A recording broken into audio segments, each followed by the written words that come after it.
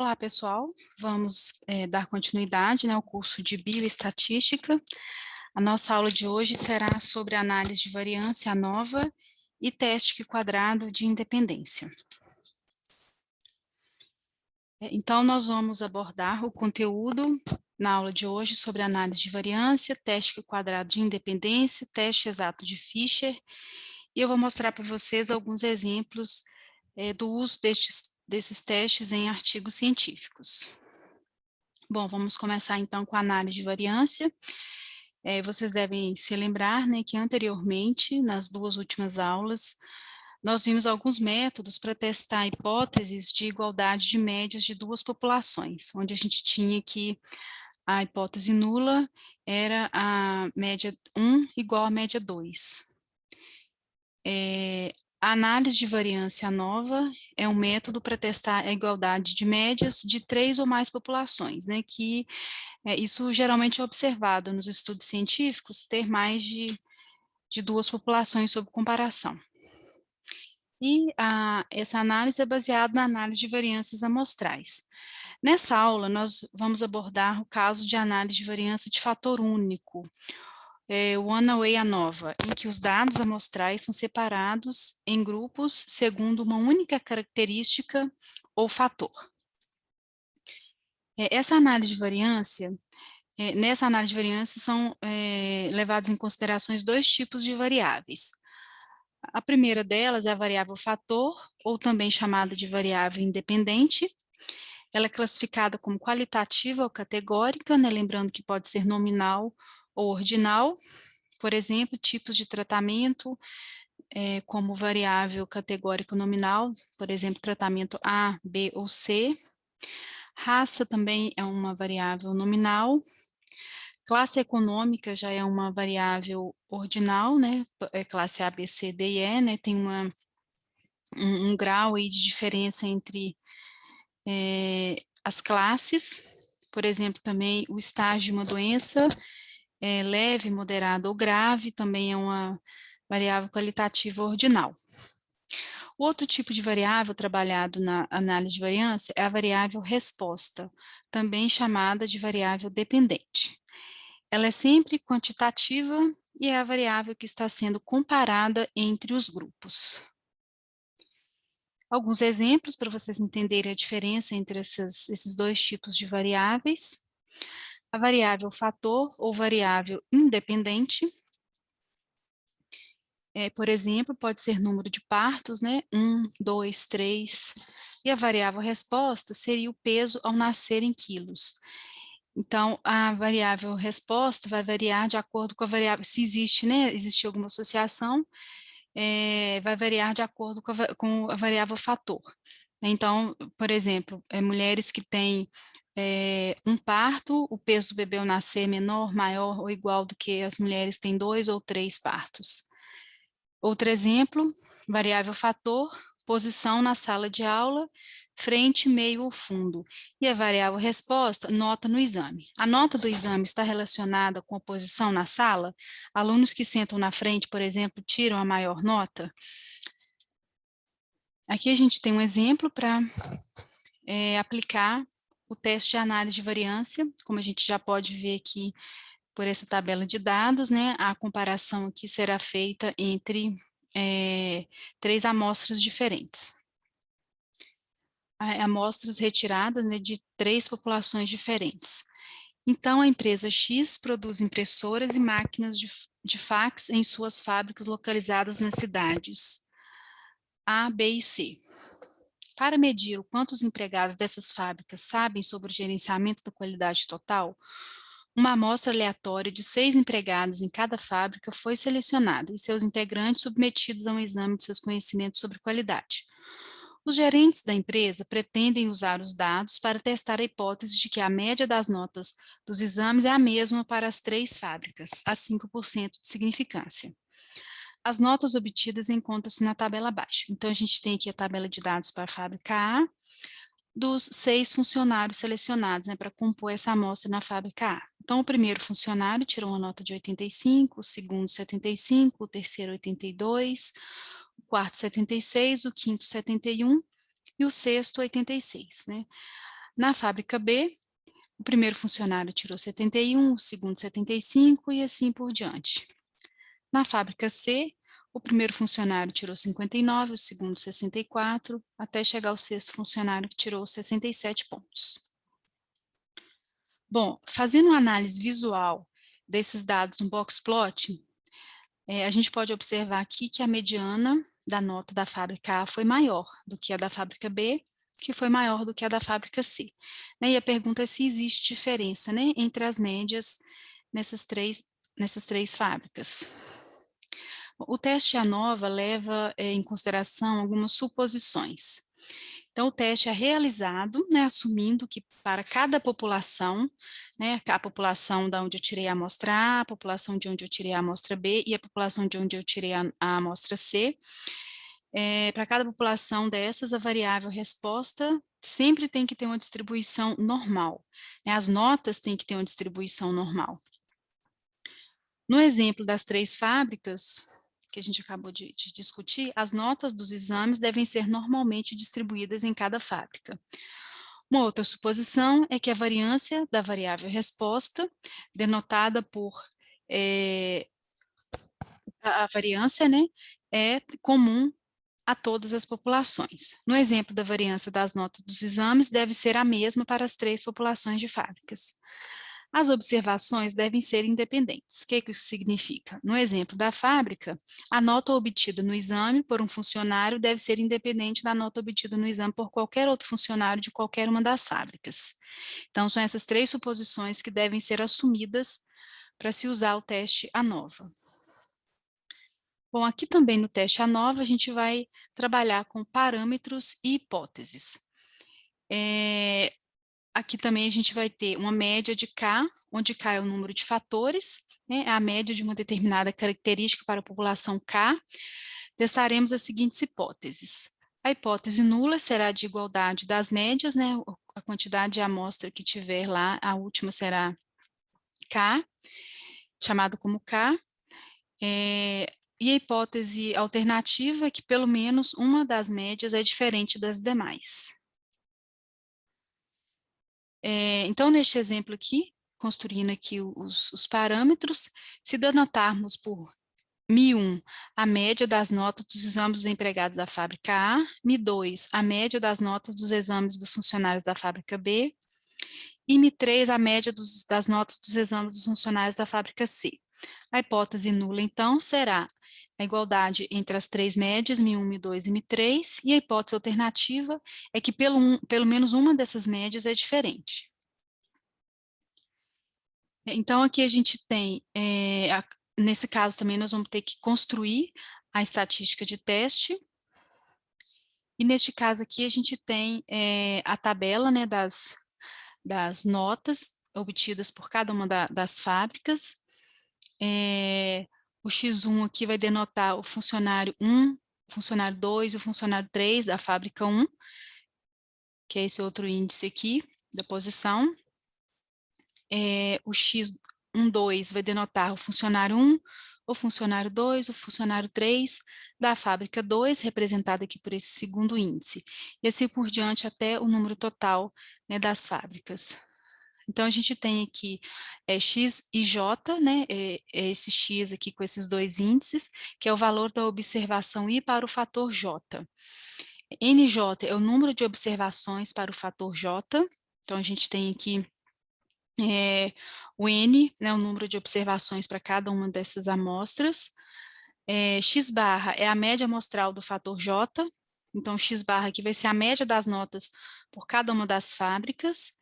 SJ vai ser o desvio padrão amostral para o fator J, então a gente tem um desvio padrão aqui para cada uma das fábricas, e a variância, né, que é o desvio padrão ao quadrado, S2J é a variância amostral para o fator J, então a gente vai ter aqui a variância também de cada uma das fábricas.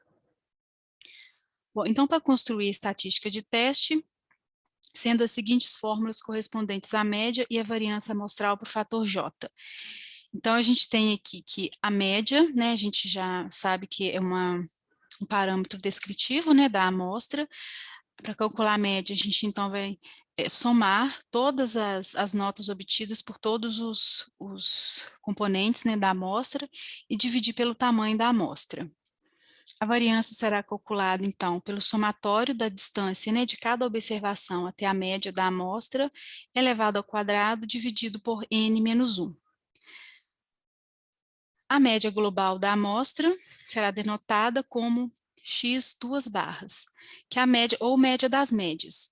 Nesse caso, a média das médias será o somatório da média das três populações, da fábrica A, da fábrica B e da fábrica C, né? Então, o somatório das três médias em cada uma das fábricas, dividido pelo K, que é o número de fatores, que é 3. Então, a gente vai obter a média global, né, que é considerando a média das três fábricas ao mesmo tempo. Então, a gente vai ter a média de cada fábrica e a média global, que é a média conjunta das três fábricas.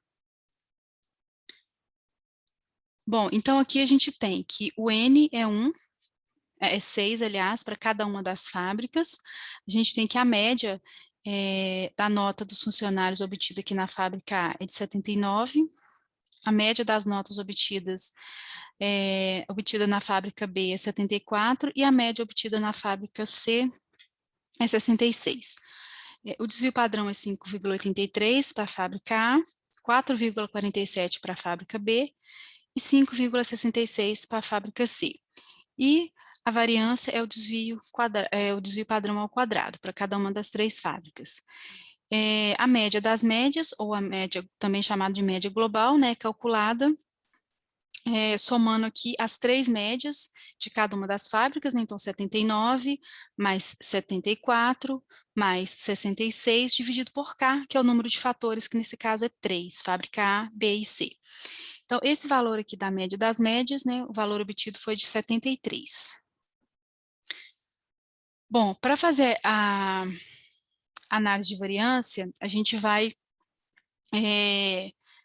ter a variância entre os fatores e dentro dos fatores. Então, a gente vai levar em consideração a variância nessas duas instâncias. Variância entre os fatores, né, entre a fábrica A, entre a fábrica B e entre a fábrica C, e depois a variância dentro de cada um dos fatores, a variância dentro da fábrica A, dentro da fábrica B e dentro da fábrica C.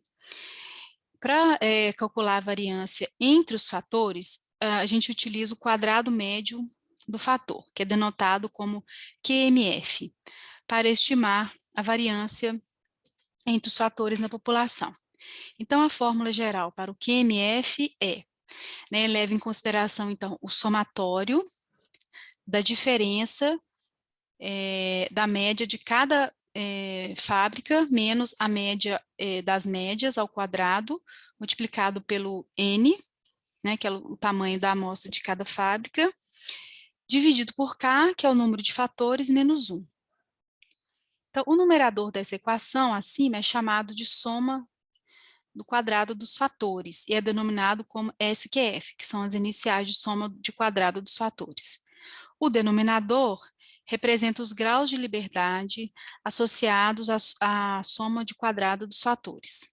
Assim, podemos reformular a equação da seguinte forma, né? Então, o quadrado médio do fator vai ter no denominador no numerador, a soma de quadrado dos fatores e no denominador K menos 1.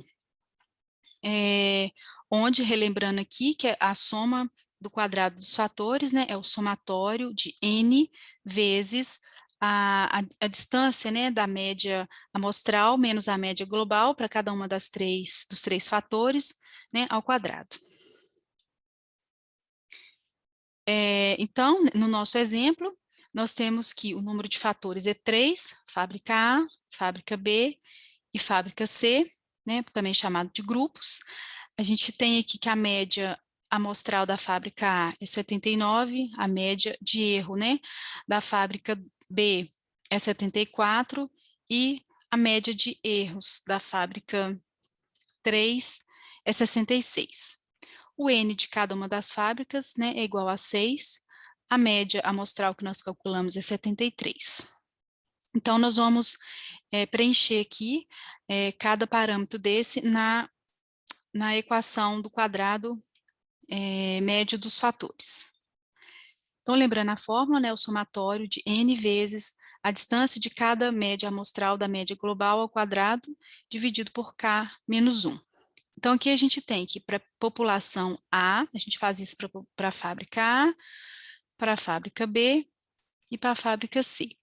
Então, na fábrica A, a gente tem aqui que o N é 6, a média foi de 79, menos 73, que é a média das médias, mais 6, né, passando agora para a fábrica B, o N é 6 vezes 74 menos 73, né, que é a média 74 aqui da fábrica B, menos 73, a média das médias, elevado ao quadrado, mais 6, que é o N da fábrica C, a média da fábrica C, menos 73, que é a média global, elevado ao quadrado, dividido por 2, né, que é K, que são 3 fatores, menos 1 dá 2.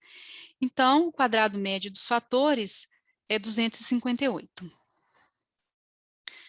E como que a gente faz para calcular a variância agora dentro dos grupos?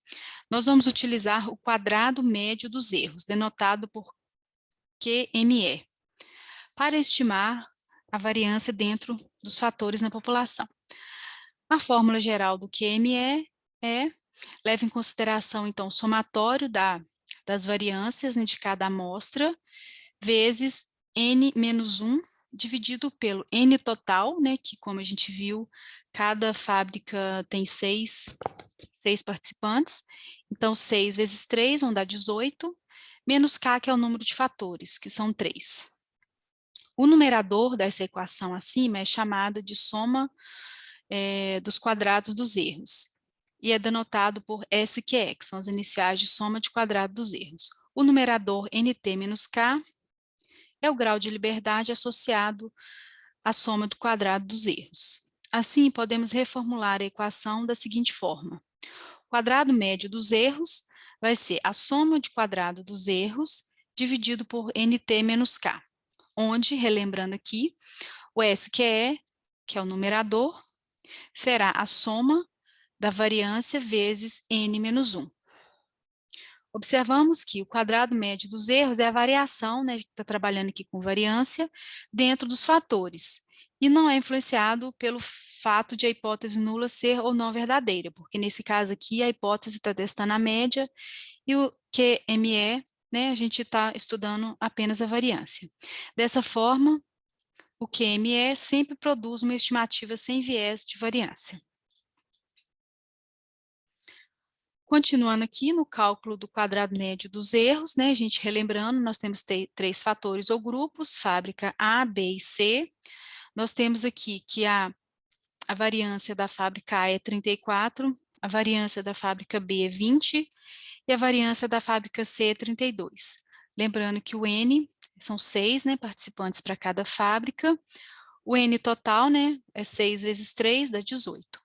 Então, substituindo aqui na fórmula, a gente tem aqui que o somatório da variância menos N menos 1, dividido por NT menos K, ficou da seguinte forma. A variância, então, da fábrica A é 34, vai ser 34 vezes 6 menos 1, que é o N, né, da fábrica A. Para a fábrica B, a variância é 20, vai ser 20 vezes 6, que é o N, menos 1, mais a fábrica C, a variância é 32, vezes 6 menos 1, 6 é o N menos 1, dividido pelo N total, que vai ser 18, que a gente já viu aqui, menos K, que são 3 fatores, então isso vai dar 15.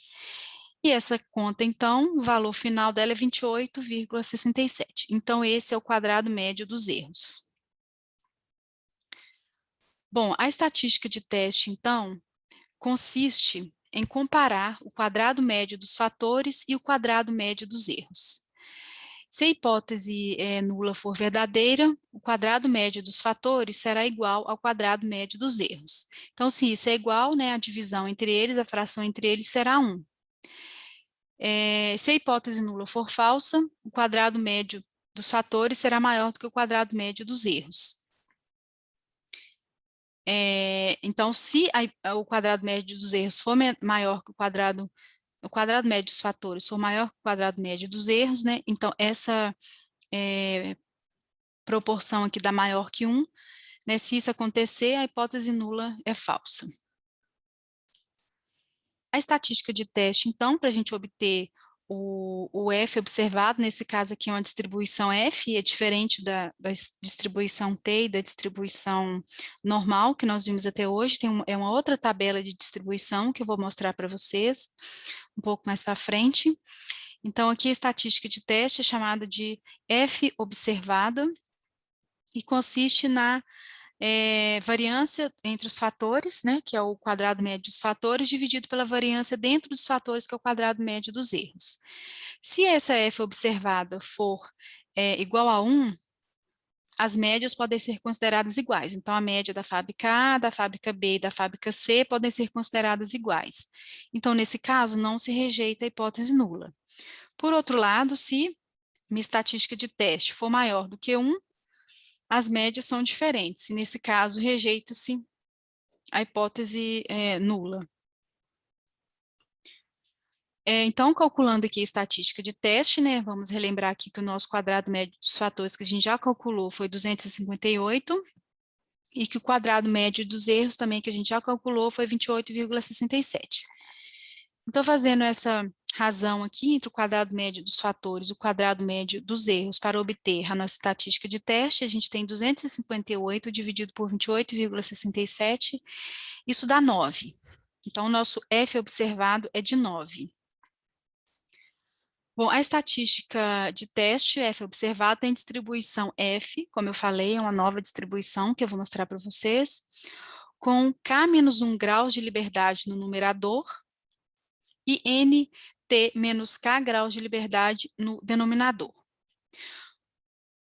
Então, aqui, a gente vai rejeitar a hipótese nula ao nível de significância alfa, que já falou lá no exercício bem no início, que é 5%, se a minha F observada for maior do que o meu F de alfa. Como que eu faço para calcular o meu F de alfa? Então, eu já sei que é de 5%, então a distribuição F ela tem uma tabela para cada alfa, nesse caso aqui eu vou usar a tabela de 0,05%, porque o meu nível de significância foi de 5%. Então, aqui, para estabelecer então o meu F crítico, é o valor da tabela F com K menos 1 grau de liberdade, que nesse caso nosso aqui será 3, né, que é a fábrica A, B e C, menos 1 vão dar 2 graus de liberdade no numerador, então o numerador é sempre aqui a linha da tabela, e NT menos K, NT a gente já viu que é 18, né, 6 vezes 3, 18, menos 3, que é o K, vão dar 15 graus de liberdade no denominador. Então, o denominador a gente olha aqui na primeira coluna. Então, olhando aqui, 2 graus de liberdade no numerador e 15 graus de liberdade no denominador, a gente vai encontrar esse valor aqui de 3,68. E o que significa esse valor de 3,68? É o valor que deixa, né, é o valor aqui da distribuição F, 3,68, que vai deixar 5% de área à sua direita.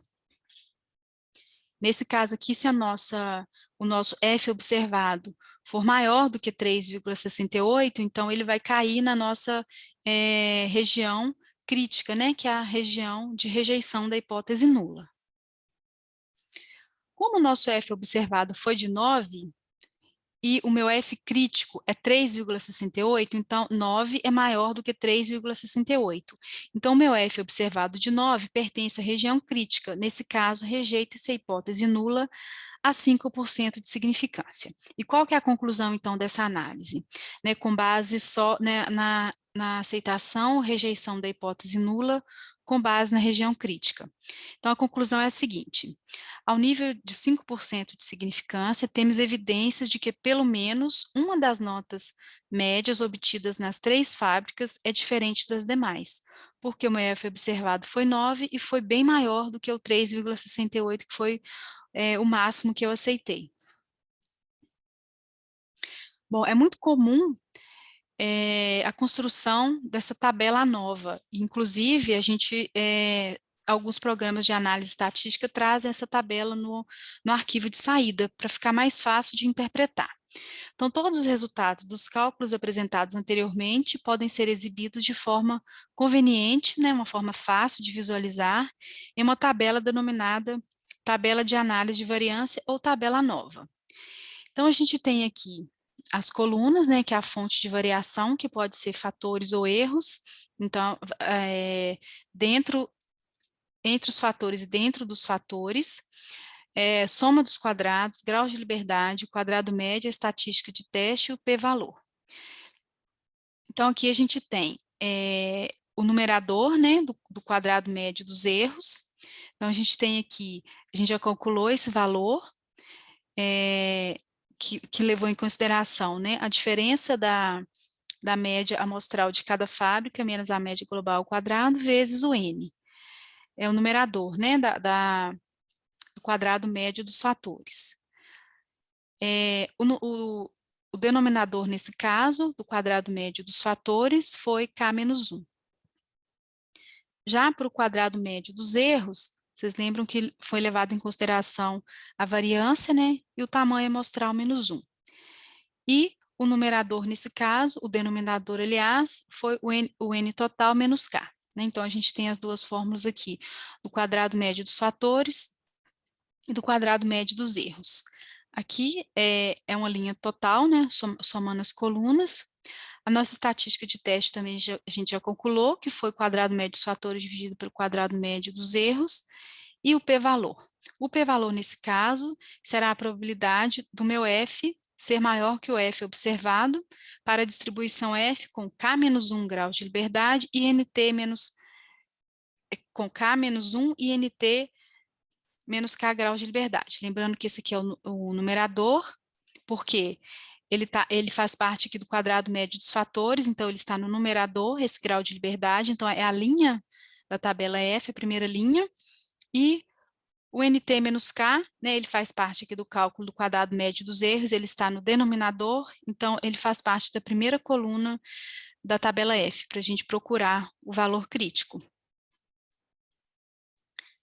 Então, preenchendo aqui com os valores, né, a gente já havia feito esse cálculo, que o quadrado médio dos fatores aqui foi 258, o quadrado médio dos erros 28,64, né? O numerador, então, desse cálculo aqui foi 516 dividido por 2, né? Que foram os graus de liberdade, então deu 258. O numerador do quadrado médio dos erros foi 430 dividido por 15, que é 18 menos 3. A gente obteve esse valor de 28,67. Aqui é o somatório das colunas.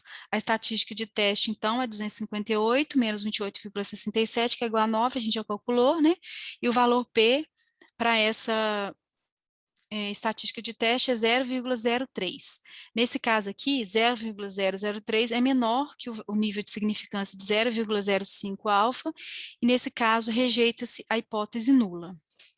Esse aqui é uma saída do programa estatístico SPSS para análise de variância. Então, a gente tem aqui que a nossa tabela aqui de variância, sempre os programas, na maioria das vezes, liberam essa tabela a nova nos outputs. Então, a gente tem a variância aqui entre os grupos, né, entre os fatores, e a variância dentro dos fatores. Né? A gente pode observar aqui que são os mesmos valores que nós obtivemos fazendo o cálculo manual, né, e que a gente preencheu essa tabela anterior aqui. Então, né, a estatística F é 9 e o valor P aqui 0,03, né, que foi esse valor que foi preenchido aqui. Bom, então, a conclusão, né, da nossa estatística de teste pela região crítica foi que existe uma diferença aí entre o número médio, né, dos erros entre os funcionários da fábrica A, B e C. E para a gente saber onde está essa diferença, existe um teste que a gente faz que chama de comparações múltiplas.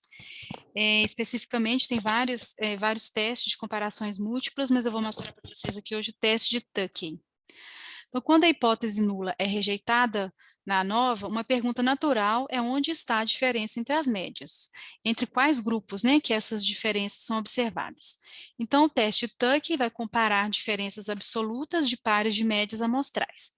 Então, como que ele é calculado, né? A gente vai comparar a distância entre as duas médias, né, entre a média amostral da fábrica A com a fábrica B, da fábrica A com a fábrica C, e a diferença também entre a fábrica B e a fábrica C. Então, são essas três comparações que são feitas. Então, esse valor D aqui vai ser o D observado, que vai ser a distância entre as duas entre duas fábricas de forma absoluta, né? E a gente tem que calcular também o valor crítico para um dado alfa. Esse valor crítico, né, ele considera que o quadrado médio dos erros, o tamanho amostral da amostra 1, se for a fábrica A, e o tamanho amostral da fábrica 2, né, se for, no caso, a fábrica B. E esse fator crítico aqui, que é o Q, que faz parte aqui da distribuição de amplitude estudentizada, que é uma outra tabela de distribuição que eu vou mostrar para vocês. Então, esse valor crítico é calculado levando em consideração esses parâmetros e esse valor aqui da tabela.